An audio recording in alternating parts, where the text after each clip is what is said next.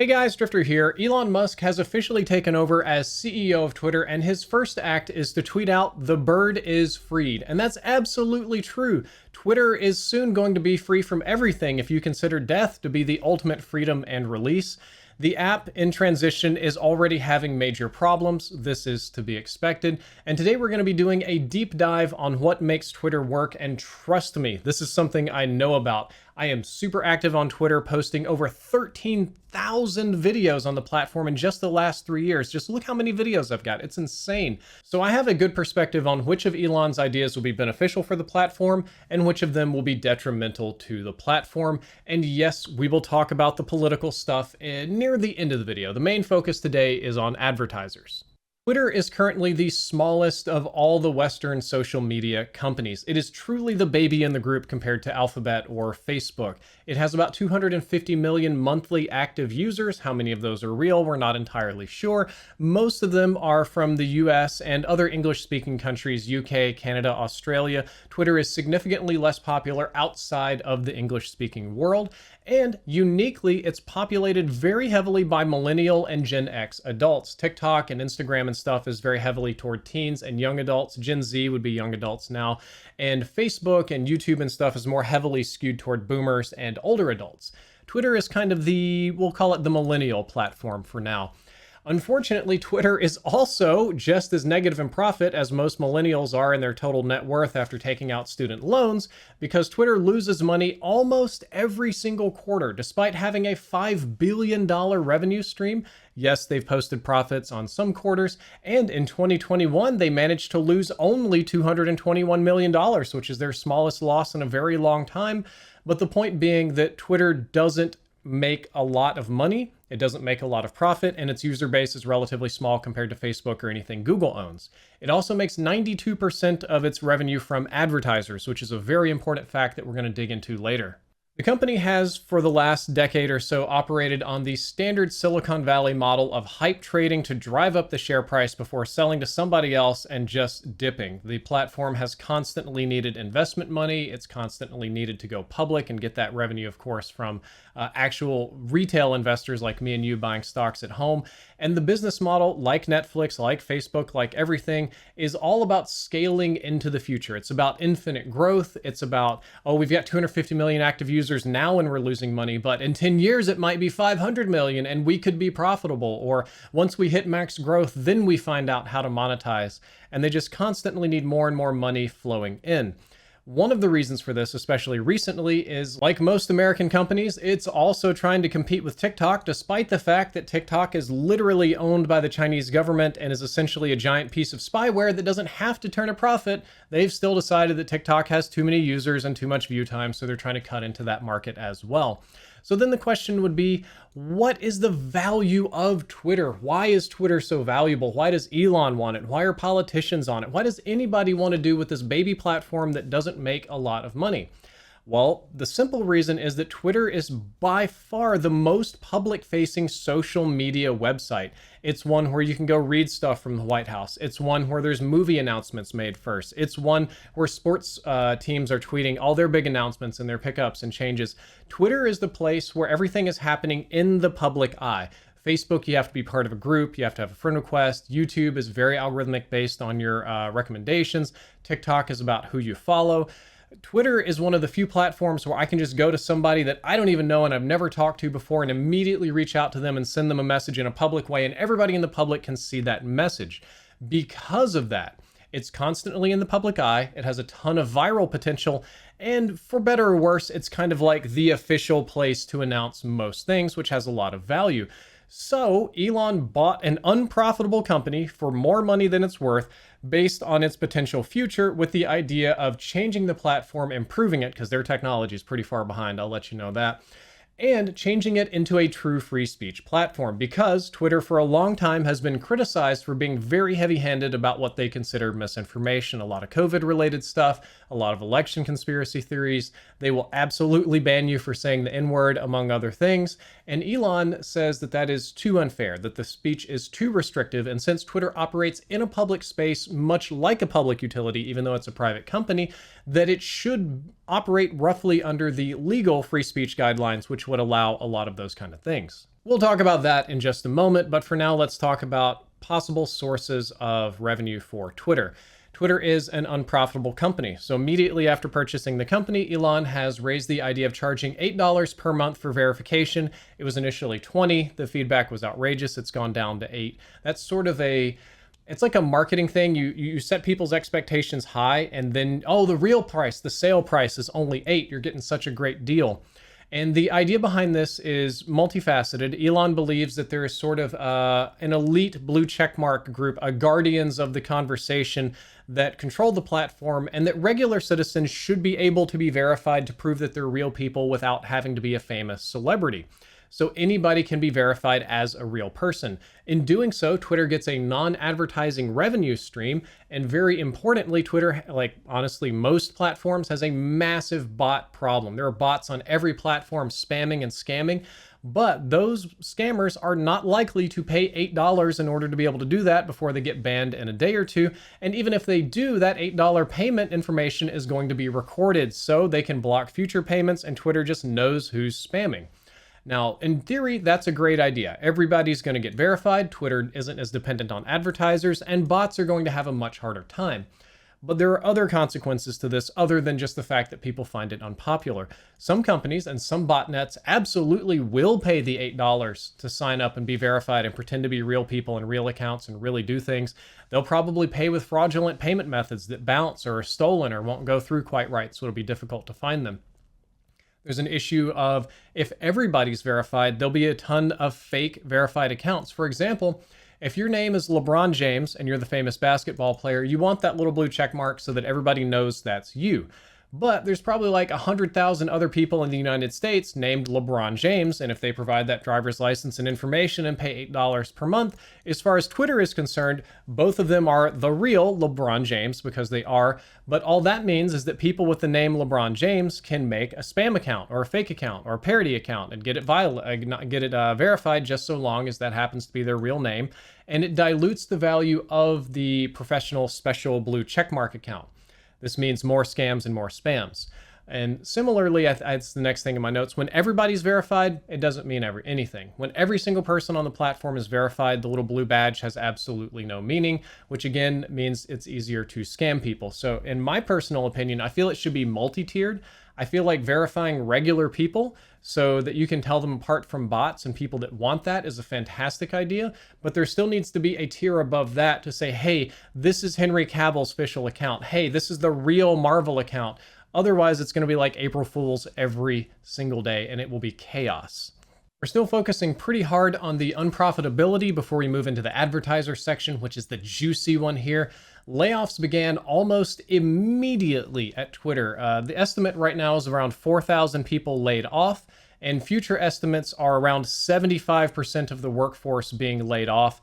Yay, that's a huge L. Like, I totally get that when companies get bought out and it changes hands and stuff, that it's normal for things like that to happen, but this is way beyond normal. This is like absolutely gutting the company. And there's also a rumor, it's not confirmed yet, that Elon stacked ranked Twitter engineers by lines of code written in the last year and fired the bottom certain percentage of them, which is, in theory, you're firing the lazy ones, but as this person on Twitter points out, that means he's probably gotten rid of anyone who worked on a particularly challenging aspect of the platform, performance, security, or reliability. So probably a lot of your senior DevOps guys are just totally gone, which is not going to be a good thing. Now, finally, the spicy part, the fun part of the video, the part that you've all been waiting for. Let's talk about the policy changes, the advertisers, and political disputes. Almost immediately upon buying Twitter, Elon Musk announced that comedy is legal again on the platform. Maybe the PC police are going away. Maybe people are not likely to be banned for being as edgy. And he announced some upcoming changes to the moderation team, the moderation methods, and how they handle all of that. Yet no changes have rolled out yet. All that's coming in the future. People are just kind of generally mad at the idea to begin with because Twitter was really more the safe space social media platform.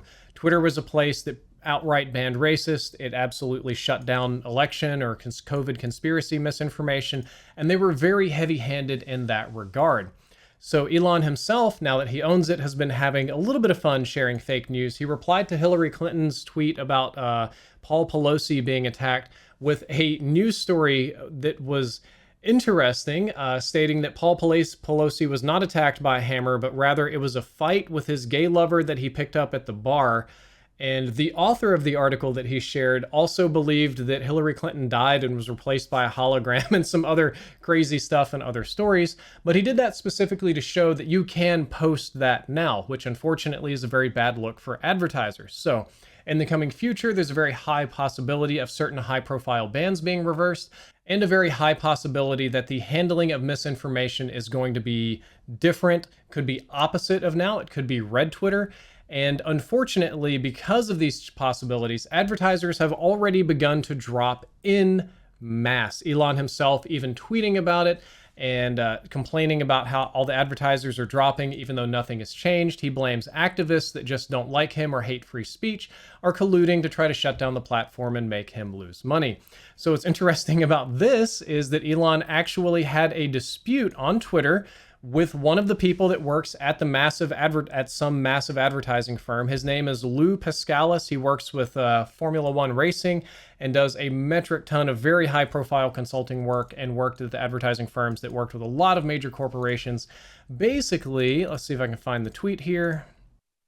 Lou Pascalis says, Elon, great chat yesterday. As you heard overwhelmingly from your senior advisors on the call, the issue concerning all of us is content moderation and its impact on, and in all caps, brand safety and suitability. You say you're committed to moderation, but you just laid off 75% of the moderation team.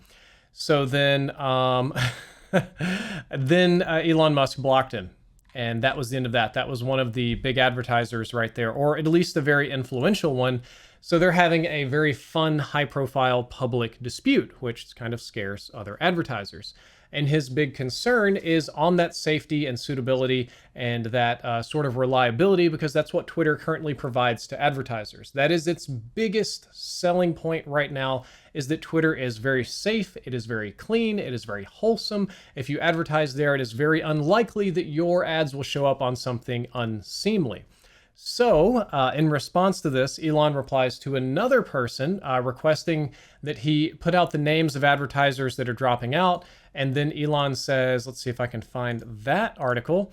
Elon plans to go thermonuclear to name and shame all advertisers backing out of Twitter, which if you're an advertiser and you've got millions or billions to spend, it's probably not a good look when the head of the platform is threatening to publicly name and shame you and cause chaos in your company because you didn't give them money. So that's really rough. And he says a lot of it has to do with them hating free speech. No, a lot of it has to do with the fact that they're not going to spend money on anything that's not basically rated PG. So in this aspect, I believe that Elon does not understand who the customer really is. The customer of Twitter is not us, the user. We are the products. If you are on Twitter using it, it works like every other social media company. It gathers information about you and delivers ads. You are the product. The customer is the advertisers. The advertisers are going to be the ones that give the money to buy access to you. So we've kind of got it in a little bit of a reverse here. And all of these things are going to scare advertisers away, which will cause it to make less money. Then, of course, there's this fun dispute with AOC, which I won't get into too much, but basically her Twitter stopped working for a little bit. She had no notifications and replies, blamed it on Elon Musk in a video, and he replied saying, I think it was a naked abuse of power, wink, wink, roughly, when this whole thing was probably nonsense. It was probably just the app farting for a few minutes and her looking for an excuse to be mad and him looking for an excuse to talk back to her. It's like literally when Rudy Giuliani would misspell things and then say that the Twitter app, that they hate him so much they hacked his profile and changed how he spelled stuff. It was very stupid. And then finally, at the end of the video, advertisers absolutely will not abide by unbanning certain unpopular people, like former presidents, or perhaps Alex Jones of all people. Those are very extreme examples, but speaking broadly, advertisers do not like to advertise on content associated with these individuals because it's unprofitable for a lot of reasons we'll get into very shortly. And if they come back on the platform, that'll scare away a few advertisers. It'll be a big deal. It'll make the platform a little more unpleasant, whatever.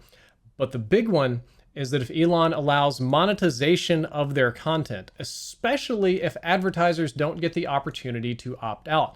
If it's a dumb, blank, all ad fill platform where everybody's guaranteed to get ads, nobody's going to put ads on that particular content. It's going to be It's going to be like Adpocalypse 2.0. You remember the old YouTube Adpocalypse? It's going to be the Twitter Adpocalypse, and we'll just crater this company and cause it to lose even more money. Interesting, but Texas actually wrote a law demanding that social media companies under a certain number of users monetize content from anybody, and that not doing so was violation of Texas law. And that whole thing went all the way up to the Supreme Court before the Supreme Court shot it down. And here at the end of the video, I'll speak more on my personal opinions and experience, and there is a little bit of fact mixed into this as well. It's that a lot of people are very excited about this. Twitter is a very left-wing, very blue kind of platform, and what they want to see is that now that Elon's in charge, the platform gets hit with a big red wave. It gets redified. It's either more free and in the middle, or it's just a red bird, and instead of election misinformation getting suppressed, it's promoted. And the danger there is, and this is a hard fact that I've run into year after year with my personal advertising and dealing with companies and stuff, red content is not brand safe. On top of that, it's often very low value. Red viewers, or people that consume this type of political media very often, tend to not be high spenders with the exception of a few niche product categories, and advertising in those categories tends to bring backlash against you from the other side, so the value is very low. That's why a lot of people on YouTube that ran political channels, really of all sides of the spectrum, but it's worse on the right, even if they were allowed to monetize, even if they ran ads, the value of those ads have a tendency to be quite low because advertisers do not consider that audience to be valuable. So if advertisers cannot opt out of that low value advertising, they're just going to simply opt not to put money in whatsoever. And I know that's an unpleasant topic. That's the most political we're going to get here today, but it's true. It's honest to God true. Right-wing content, way less valuable on a view-by-view basis. So Twitter's going to have to deal with that problem too. And I don't know what the future holds for this platform.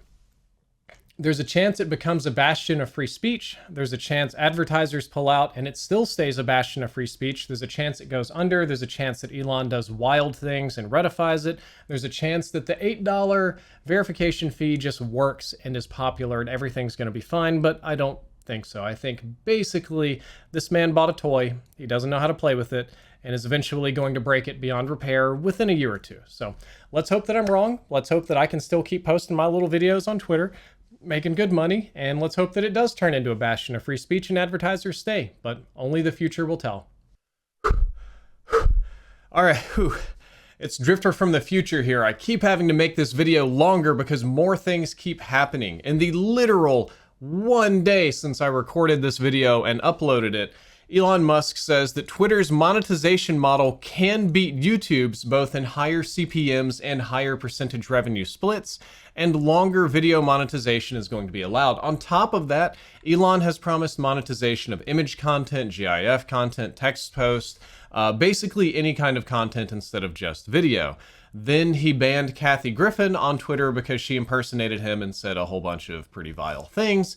Then he updated the impersonation policy to where the account has to be clearly labeled parody.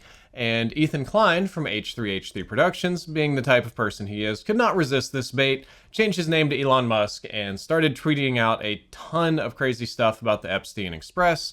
And I believe he said that he followed the rule on parody post and labeled his account a parody account and still got banned anyway. And now all those workers I talked about being fired, well, Twitter's asking some of them to come back to work. Some employees are now needed or were laid off by mistake. Go figure. So, and by the time I even render this edition and add this to YouTube and get it uploaded, the story will probably have changed again, and there will be more stuff to add to it, which is just, oh boy, I need a smoke.